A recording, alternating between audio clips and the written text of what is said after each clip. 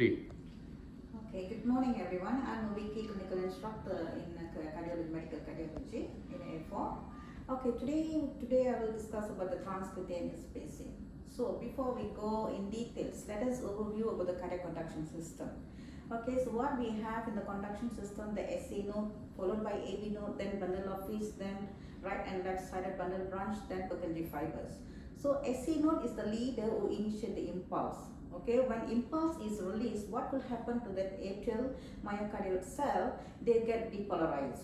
Once the depolarization states happen, then contraction will happen followed by depolarization.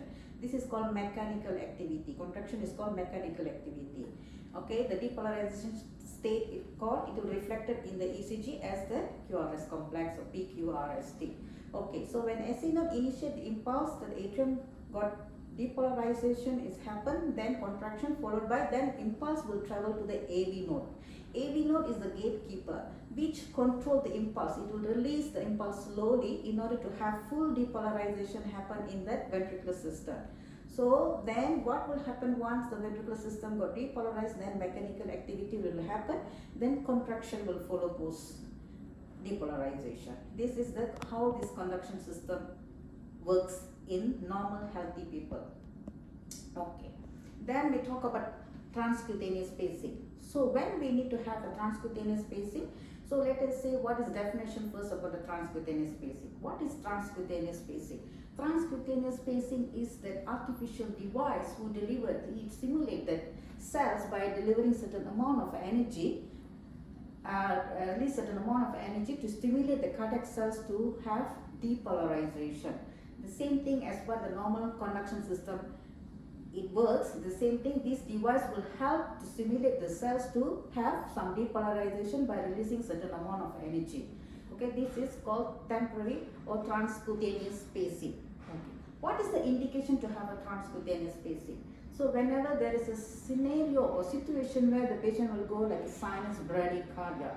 When patient has sinus bradycardia, when we will call as terms of a sinus bradycardia, whenever the heart rate drops less than 50 or less than 60, it's defined as a sinus bradycardia. But not all the sinus bradycardia will start initiating this transcutaneous pacing, only symptomatic. During the situation called symptomatic, whenever there is some event where the patient has some compromise in the cardiac output, low perfusion is happening to the system. So at this situation, the nurses has to act more faster. This is where the transcutaneous pacing will come to save the patient. Okay. So another episodes where we have AV block, second degree, third degree AV block, where the patient's heart rate is too low, is affecting the cardiac output. Then we will have transcutaneous pacing as a bridging therapy for the permanent pacemaker or transvenous pacing. Okay, so this is the common indication which they will have for the transcutaneous pacing. Now sometimes there is a malfunction of the permanent pacemaker. Sometimes in this situation we need to have transcutaneous pacing in place. Okay, sometimes electrophysiologist procedures they may use as a standby. Okay, post cardiac surgery and all those things. Okay. Then we will go, what are the contraindications? We cannot apply transcutaneous. And transcutaneous pacing cannot be applied to the patient who is hemodynamically stable, conscious and awake. This is contraindicated. Okay. Then the other patient who has ventricular fibrillation. When patient has ventricular fibrillation, transcutaneous pacing is not the first indication. You're supposed to do the delivering the shock, defibrillation. Okay, it's totally contraindicated. And the patient who has severe hypothermia. Hypothermia is the algorithm is not to have transcutaneous pacing because you may induce some arrhythmias. So what we're supposed to do, give some thermal blanket for the patient. So kind of recover the temperature for the patient. Okay. So these are the contraindication as we know. So now we will go to the setting and terminology used in the transcutaneous pacing. First of all, when we set this transcutaneous pacing, there is a call as a demand mode. Demand, non-demand. What they call what is demand? Demand is where this pacing will occur. We preset the heart rate. Okay, we have a rate here where we will preset. Let's say patient has heart rate about 60. When we preset the rate about 70, whenever the heart rate drops below the preset rate, is a 70, then this pacing will start operate. Okay, this is called demand mode, which is more safer. So when you talk about the non-demand mode or asynchronous mode means it doesn't sense of the patient's own beat, intrinsic beat. So it will start firing regardless of the patient's own beat. So let's say a patient has own rate about 60, it doesn't respond, it doesn't even care, immediately it will start pacing because it's asynchronous. But there is a danger behind when you put in asynchronous mode. What will happen? It may hit at the T wave, which can cause some dangerous arrhythmias. Okay, this is a danger when you put non-demand mode. Okay, I think you are a bit clear on this. So let's talk about what are the other terminology called like a electrical capture. When we're talking about the electrical capture means we have spike followed by the white QRS. This is what will display in the system here. When you put in the monitor, you will see spike followed by the white QRS, PQRS, then is a spike followed by white QRS. This is called electrical capture. But what is happening, depolarization has taken place. But what we're supposed to check next is mechanical capture. What is the mechanical capture?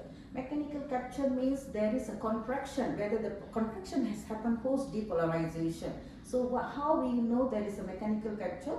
We can check in the patient's pulse. We have to check. Okay, we check in the femoral pulse. There is a patient has pulse or not. Matching. What we see in the monitor here should be matching with what is patient has. Okay, do not check the pulse in the patient's radial arm. Always check in the femoral, ideally to be femoral, because some artifact, because of this transcutaneous pacing sometimes gives some tremors which may give artifact. So preferably femoral side, check in the femoral side. Okay, now let's start. Okay, let's go to the how we're going to initiate the transcutaneous therapy. So let's begin how to set up this transcutaneous pacing. So what we have turned on this monitor, what we see is here is a 3rd degree AV block with the rate of 49.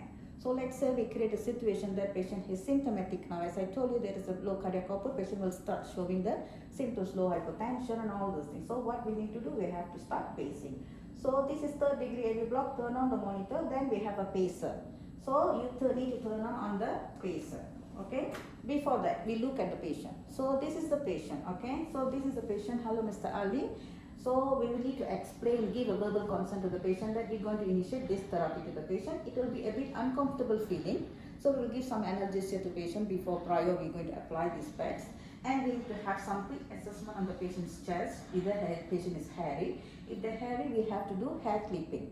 In order, because when there is a hairy, it will not give proper system, it will not affect that much. When it's transcutaneous pacing, it will not be that effective if there is a hairy. Okay, so we have to do the hair clipping and make sure you check is there any ICD over there. If there is an ICD, we cannot apply that over the ICD side, so we have to change the alternate. Okay, so now let's say this is the patient, Mr. Ali. I'm going to apply this to relieve your in order to improve your situation now. Okay, so the pad is, this is the adult for the pad. Okay, so pacing pads which we have, there is a two-way which you can apply the pads. Either we call anterolateral. Okay, you can apply in this way. If there is some wound or anything, we cannot apply also. So you have to know. Then otherwise you can put antero-posterior. Okay, this is the two-way we can apply. So if you see these pads, it's clearly written where to apply. You can see the marks here. You can see the picture here in the diagram. Okay, here. So this is the antero. So what I will do, I will apply here. You already check and everything. So you apply, this is the anterior and this is the lateral.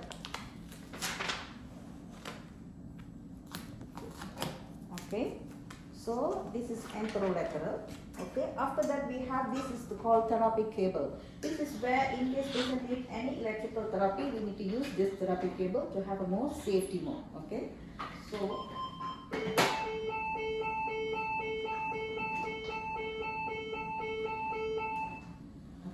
so this is where we need to connect, because now under stimulation I cannot connect it. Ideally in the real situation we need to connect here. This is to be connected. Okay, so once you connected, then it will have, we can start the therapy. Okay, so now let's say patient is comfort. Now we will go to the pacer. So turn on the pacer. Okay, first this is the mode, turn on the pacer. We need to select the heart rate. Heart rate means how much we need to increase. At least they want at least 70, 80. Okay, so when you set at the 70 or 80, this is the, you select the rate, depends on the situation. So then after that we'll go to the curve. Okay, you see the demand. When I just now earlier I discussed about the mode. Mode is demand mode. Demand mode is more safer, where the patient will sense patient's own beat, intrinsic beats. When it's able to sense, whenever the heart rate, preset rate I put at 70, whenever the heart rate drops below the 70, this pacing start occurring. Okay, this is more safer. Okay, if non-demand means regardless of the patient's own rate, it will start firing. Okay, start pacing. So this is the danger. So it may hit at the T wave here, which can cause more dangerous arrhythmias. So now we chosen the rate. Now we will go to the current. Current is the output amount of the energy, lowest energy we required to stimulate the cells for depolarization. Okay, so we will go slowly. We cannot drastically increase the output. You have to go slow by slow. Okay, so usually we will begin with 10. Either you can use the knob or you can use the arrow button here, up and down.